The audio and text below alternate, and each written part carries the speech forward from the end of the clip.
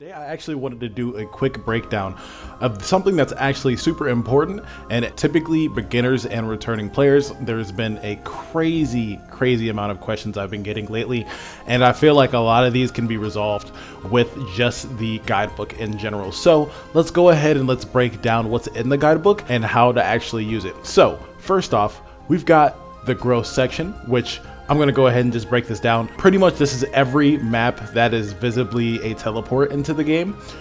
In a lot of these maps, there's like a save point. You can save there and you can teleport using the waypoint later. But just know that every single point in this game is actually reachable just through using this. And another thing to really note is that in the growth section, there is the EXP dungeons, item and LE dungeons, which yes, LE dungeons now have their own specific dungeon, and then there's also the list of dungeons for gear and materials. So when you start to get up to the Ascension 1000 level, you'll find that there's a very systematic way that all the dungeons are. So for example, let's say 3000. In 3000, in Chronos time, you have a sticker, and then in Kairos time is a gem set. Unknown Forest is kind of like a special version of dungeons, which we're not going to really get into too much right now. And then you have Chaotic Mirror, which gives you a belt, and then you have Theater Yugamon, that gives you the weapons. So you will just start to realize that there's like this algorithm when it comes to dungeons as you're going up the quest line. Obviously, it will take you probably a few weeks for you to get to this point in the game where you start to see these dungeons. This is where a lot of people are in the game in general, is right around the 3000 Ascension mark. A lot of the game starts to compound onto itself, and you have to really understand the knowledge of the game to actually continue to progress. But before then, there is still a lot of extra humps that you have to get over before you actually even hit this point. So I kind of wanted to digress into a lot of how this guidebook works. Secondly, in order to use the guidebook, you need to have a waypoint charger, which now are available at Rohan. And I'm pretty sure that they're relatively cheap. Probably after a day or two of LE farming, you'll be able to get one, if it takes that long for you guys. Next up, we're gonna go into the item tab. We'll just go ahead and just kind of break this down. As you guys can see, as you open up the weapons tab, there are pretty much sections of levels, and there's like tiers of weapons pretty much that you pick from. And to be honest, you won't even experience most of these weapons. The game, as you start to level up, you will probably experience like a lot of these for a very short period of time. Like for example, you won't even experience the Valkyrie weapons, Darkness weapons you won't experience, and Ymir weapons or Twilight weapons you won't experience either. The game will pretty much drop you off with an Odin weapon, and then you'll get into Dynasty for a very short while, and then by the time you hit 213, it's time for a new weapon. And as it goes on, as you can see, all the way up to the top tier weapons. So when you get to the top tier weapons, don't really worry too much about this. A lot of people are gonna hit level 4000 and just not have a theater weapon. It's very common because the dungeon in itself is very hard. So I always tell people that there's a lot of content that you can do prior to that to be able to reach this and be able to solo it on easy mode to even get a chance to get a weapon. So just know that climbing up this, a lot of people are going to be stopped here at first, and this might take you a couple weeks in itself. And then as you start to progress more into theater, you'll find yourself getting into the weapons of mania and sacrifice. Just to note, with this set of weapons, this has started a new trend pretty much.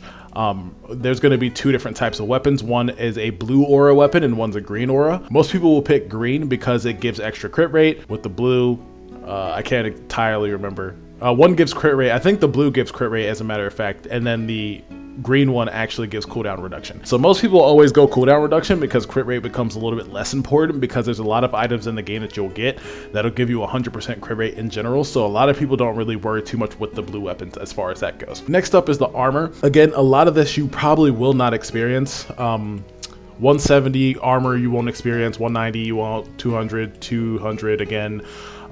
Yeah, a lot of this you won't really experience until you probably hit origin armor, and I think that the game gives you like a loosen set through the burning missions and the crates that it gives. But I'm pretty sure there's also another set that they give out too, is like the dark dragon armor, and you can now like awaken that set of armor, and it's honestly pretty strong until you can get to like Dream One Arrow / Vice, which is also pretty much where the game kind of drops you off. In order for you to do Dream One Arrow, you're pretty much at the point where you're ready to awaken if you're soloing Dream One Arrow. So just kind of keep that in mind too. This is probably the first crucial drop-off point in the game, is right around this point. You'll find yourself, you know, awakening, learning about EXP gains and how to, you know, stack EXP. your pets and all that stuff. We'll go ahead and do a quick breakdown. I won't get too crazy with it here, but just know that as far as your armor points, this might be your first drop off point.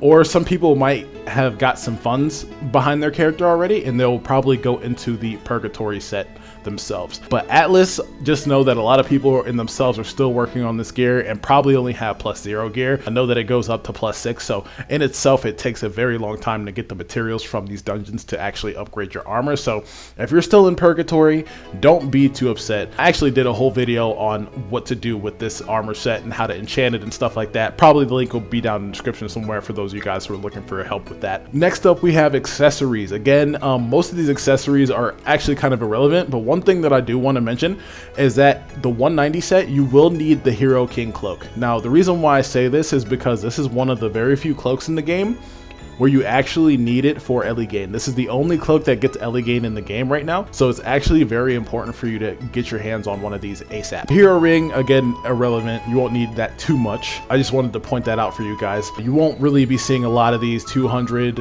accessories. You might start to use this as your starter Ellie gain gear because this is extremely easy to get. If you just show up to the Stormwatcher ruins and the other mutation points, you will probably find mobs that are dropping gear like this, so that way that you can actually enchant it. There's only certain parts of the accessories that you can enchant with Ellie gain. You'll probably find that out on your own as you're discovering enchanting in itself. But just know, as you go up the ranks, you'll see that a lot of this stuff is rank or enchantment level 19. You won't hit enchantment level 20 until you hit Echo accessories. So really, a lot of people think that this is the most optimal set only because you can get +20 Ellie gain rate on your gear. Just keep that in mind too. So you're going to obviously need a lot of IDR if you're gear hunting, so that's going to be a point before you really get too far into dungeon hunting in itself, is getting your IDR up. On average, people have about 500 to 600 IDR, so don't get too crazy about how much you can get. I think the cap's only like 1,000, so you can't really go too crazy with it in itself anyways. So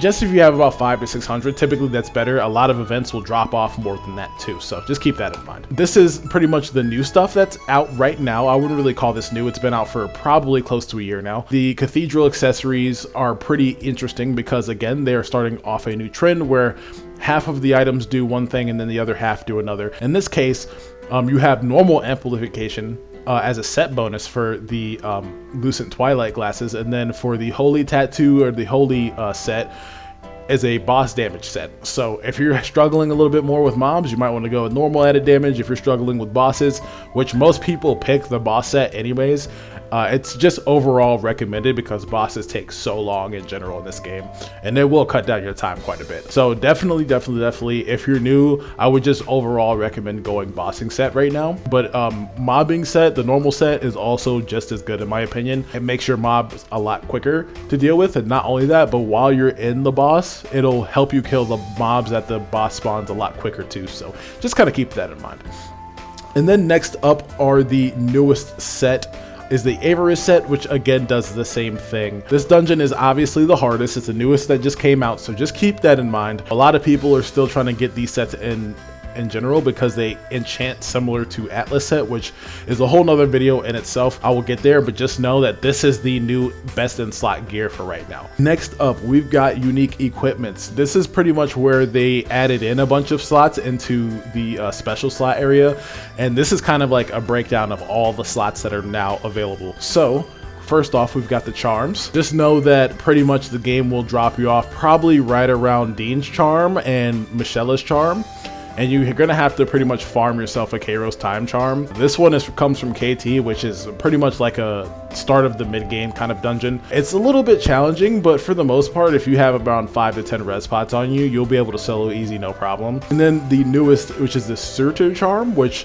really isn't too challenging to get, but just know that this is the latest in-game charm. Typically, the charm dungeons aren't too terribly tough, but they do come with a bit of a challenge when it comes to the boss overall in general. Next up, we're going to talk about the totems. So pretty much with the totem, you have to start from the beginning and you have to upgrade your totem through all the rankings. I'm pretty sure with the event right now, it actually starts you off with the Evil Iris totem plus 50, and then you pretty much just have to upgrade yourself through these other ones. And as you can see here, if you scroll down in the bottom right hand corner, it'll show you pretty much the lineup of how they all work. So for example, right now, let's say that we do start with the Evil Iris Totem. This is at Canyon of Chaos. You can just move here. Again, reminder, if you use the move button, you will need a waypoint charger to be able to move accordingly.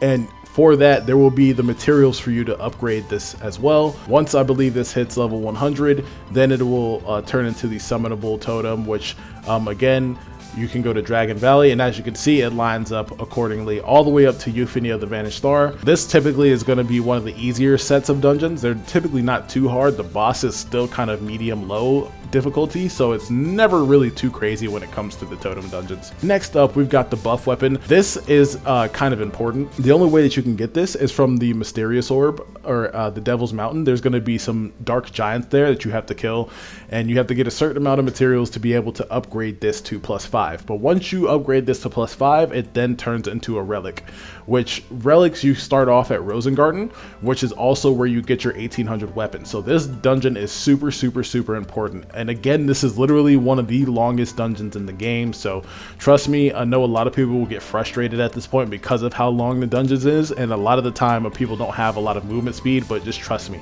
if you can get a friend or two to help you with this dungeon, it will make this so much easier just to progress and just to get through the start of the dungeon to be able to help you guys get weapons and whatnot. So after you get to that point, you will upgrade your buff weapon once you have the certain materials that you need to upgrade into a Nightmare Relic, and that Nightmare Relic needs to be +4, which you can get these materials through the Rosengarten dungeon, and then you change it into the Doll Relic, which you get the materials for Theater. So just so you know that all three of these slots pretty much are connected. Next up is the Watch, which I believe is the newest slot that's been added in, quote unquote. This one you can only get from Twilight Cathedral. It's very new, and just so that you know, Twilight Cathedral is super tough. It is not an easy dungeon at all. You need to have a lot of class skills, and you need to know exactly what your class does in battle. Your first probably 20 runs of going through Cathedral will be like anywhere between like a 2 and 4 man, depending on who's willing to take you. Hell, some people are even willing to leech you at this point because some people have progressed past that point. But just know, in general, overall, for people who arrive at that point, it's really, really tough. Next up, we've got the gem section. I'm just gonna go ahead and break this down. 90% of these gems are pretty much irrelevant. You get dropped off at Magic Academy Red Gem +9 through burning. So pretty much all you have to do is worry about getting a Sanctuary Red Gem set, which comes from, what is that, Promise Sanctuary. And just so that you know, this is the gem slots. There's red, yellow, and blue gem slots, and then there's a master slot. So just so that you guys can kind of understand what this looks like in real time, I'm going to show you guys my gems in general. So as you can see, there's reds, and then there's yellows, and then there's blues, and then there's your master slot there. So just kind of keep all that in mind in general. So when you're looking at this, just know that these sets of gems in general, they all just come from like certain dungeons. So like the first slots are all going to be in the same dungeon. For example, like the red, yellow, and blue first gem slot are all going to come from Promise Sanctuary. And then as you go into your gem 2s, you'll see that all of these come from Star Cradle. Really, you will only get this from Star Cradle. I believe it's the Thesis Red Gem. But really, the best second slot gems come from guilds and crops. So just keep that in mind. Like, you will need to join a guild, and you need to show up to the crops to get advanced guild coins to be able to get gems. Just keep that in mind for your second slots. And then for your third slots, you will have to get these either through other players or through gambling in the game, which you can just gamble pretty much using the crates that are in the cash shop for right now. And then your 4 slots are also pretty much in the same line. They're typically in crates, or like they'll run events that, you know, you'll be able to get gems from. So just kind of keep that in mind. And as far as your master gem, this also falls into the crate setup. Just, you know, getting those premium crates is kind of a big deal, but there are other ways to get those specific stats that those gems get just from using lower tier ones that are just actually in the game. So just keep that in mind. I know that it'll take some time for you to even get paid gems, and a lot of people do have like leftovers or fodders or just ones that they didn't enchant. So a lot of this stuff is a bit easier to find, especially with the whole gem section right now. So just keep that in mind. Next up, we're going to get into the special equipments. Special equipments are pretty much like your books, your compasses, and things of that nature. Things that are somewhat important to dungeons and do come from dungeons, but some of them are actually paid, and we'll get into that. So let's start with the textbook section. Typically, the game will drop you off at textbook of apparitions, which is like 230-ish. And also, you'll probably get one of these through the Loose and Divine Trees textbooks. You'll probably get one of these from the 800 dungeon, which is DTR, Divine Tree Rapier. Just keep that in mind. And you pretty much move up the sections from there. So as you can see here, this is a dungeon that you will get that from, and then this one comes from the weapon dungeon. So the weapon dungeon you see right here, it has a lot to do with the game. So typically your weapon dungeons are your most important and your most challenging parts of the game, and then below that I would say are your accessory dungeons. So typically your accessory dungeons are going to be a little bit, they're typically on the longer side, but they typically aren't too overly challenging, but they do offer a very hard challenge. Like, they're definitely the second tier of dungeons. I really would put them in the first tier because they're just as tough almost sometimes as the weapon dungeons. So as you can see there, that's pretty much the whole thing with the textbooks. Compasses, these are paid items. Typically the game will give you something that'll work out in this case. The Compass of Eternity, I know that you can get this and you could upgrade it and keep those stats permanently, but typically a lot of people will have like the 30-day compass just to hold off until they actually get to that point where they need the Compass of Eternity. Next up, we've got the necklace section. The necklaces typically come from the accessory dungeons as well. In this case, you'll pretty much get dropped off at Lucid Nether, which you'll get that from Dream One Arrow.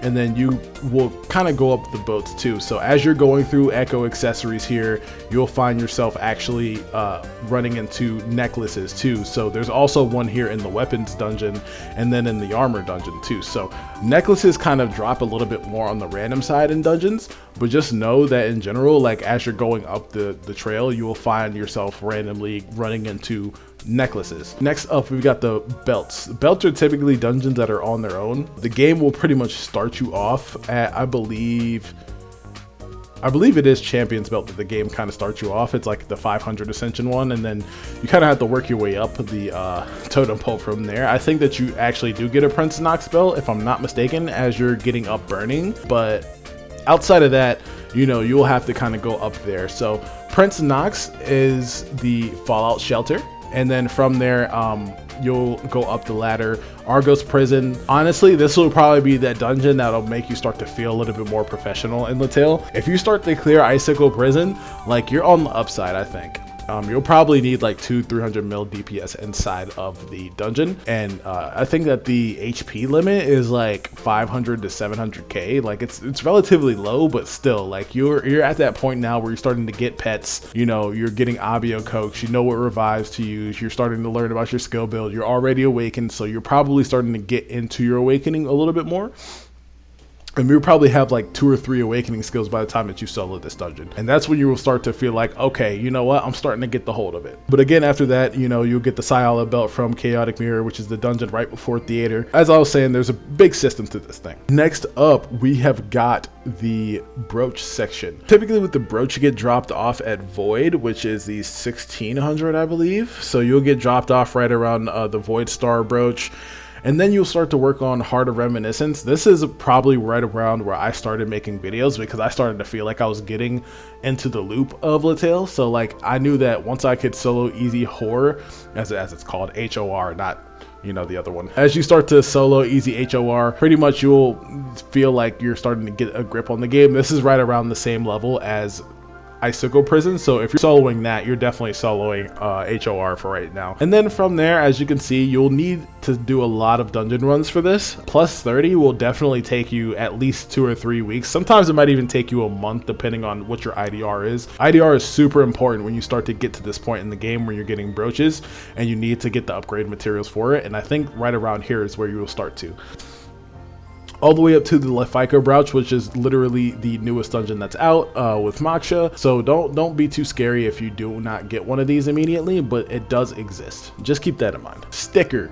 The sticker in itself, I think, is also in a pretty solid spot. You'll probably get dropped off at Michelle's sticker, I think, or you actually get a Zephyro sticker, and I think you get like a Michelle sticker plus 10 or something like that from burning, and then you'll pretty much need to upgrade it from there. But also just know that you'll get that from, which dungeon is it? Heil. You'll get that from Heil, and pretty much you'll just kind of upgrade your stuff from there. Just keep in mind that the Michelle charm also drops from this dungeon, so you'll also get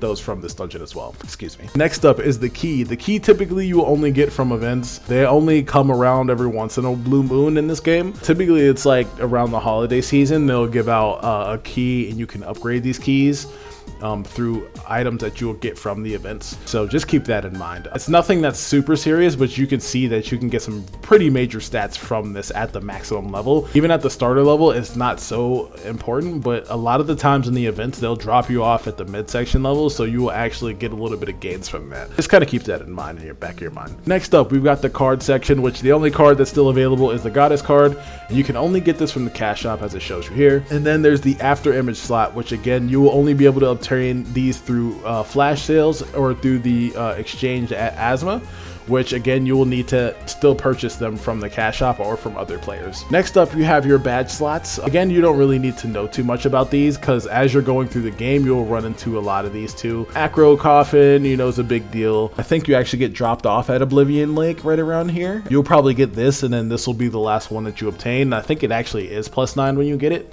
so you don't actually have to run the dungeon too much. But you do need to run this dungeon, Oblivion Lake, to get your awakening mission completed. I think you still need to run the dungeon like 25 times to get the awakening mission totally completed. That's in the awakening skill setup UI map. Next up, you got your 4-slot badge. 4-slot badges, I think you get dropped off right around Lucent Nether, which that comes from Dream Ornero. So again, as you can see, a lot of these dungeons kind of come together and you'll find yourself doing something interesting. But with your badge 5, it's a bit different. This is an EXP badge, and pretty much you will start, I'm pretty sure that the game starts you off at Vigor Eve, which is from the start of Sky Collie, if I'm not mistaken. Hold on, yeah, you start off at the Sky Collie badge, and you can actually go and purchase this badge from the NPC that's standing outside of Sky Collie on the right hand side. If you go into his shop, you'll be able to just purchase this badge outright for like 10 mil, and then you can just pretty much start upgrading it from there. They all go to +30. And once you upgrade the badge to +30, you will evolve into the next form. So after you max out the Vigor Eve badge, you will need to start doing Mysterious Hall, but just know that all the EXP dungeons in general, you run every day. So just keep that in mind, that all the EXP dungeons for probably like the first 50 or so EXP runs, you will definitely need to collect all of the items that come from this dungeon. If you're doing duos, just split the loot with whoever you're doing it with, so that way that it's easier for you and it's easier for him. If they don't need it, a lot of people don't need probably the first like 5 steps into this badge. A lot of people are probably done with Vigor Chumsick because these dungeons have been out for a while. So majority of the time, if they're giving you an EXP leech, which most people are pretty friendly about, you'll definitely find yourself being able to fly through this badge in itself, and it does give a lot of potential strength, as you can see, at the maximum level. Next up is the badge 6, which is still relatively new. They started this back out in the legend patch, and then they updated it recently with the unknown warehouse. Just know that most of this stuff you won't really need. You can show up to the unknown warehouse, and when you get there,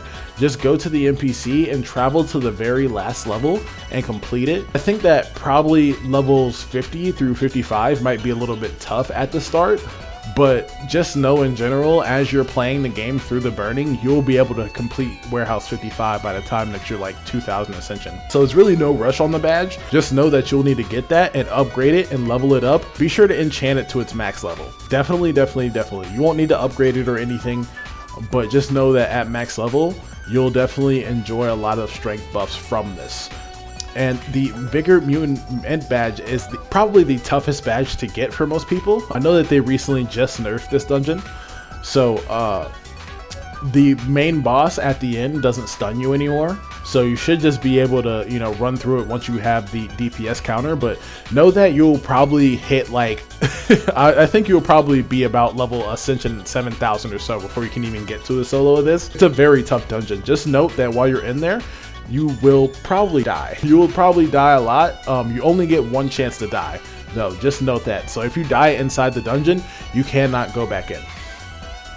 Next up is the pets. This is probably going to be the most expansive part of this guide in general. So let me try to break this down in a way that it makes sense. Because when people see pets, there's so much going on that really you just don't understand it. But let me see if I can do this in a way that makes sense. So with pets, pretty much in general, there's a lot of really cool things that these pets can do. As you can see, there's several different stats and they're all different numbers after certain stats. For example, let's scroll all the way back up to the top here. There's crit rate A and there's crit rate B. So pretty much what this stands for is that these pets are pretty much stackable with each other.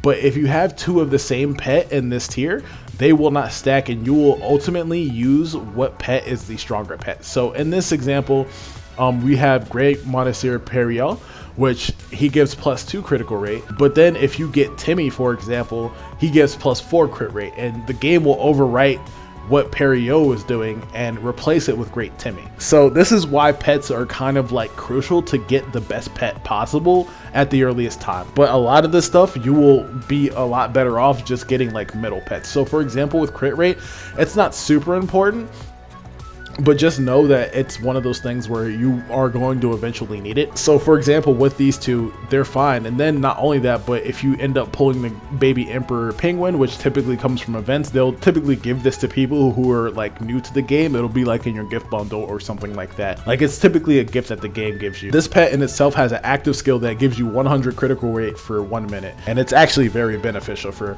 new players. I know that you get a lot of like stuff from the events and stuff like that in the first bit of the game, but just in general, just know that overall that's how they go. So let's kind of go down the list here. Final damage, there's only one pet here. Super expensive, Great Langby, gives you 1% dual critical damage. Now I want for you guys to understand that there is a bit of a difference between added stat and percentage stats. So typically your added stat is just added to whatever base amount that you have on your character already. So let's say you have 5,000 stat critical damage and you get this pet that gives you 1%. You'll get 1% of 5,000%. You see what, you get 1% of 5,000. So you'll end up pretty much with about 50 critical damage from the pet. It's huge. So just kind of keep things like that in mind. Next up, we have critical damage A.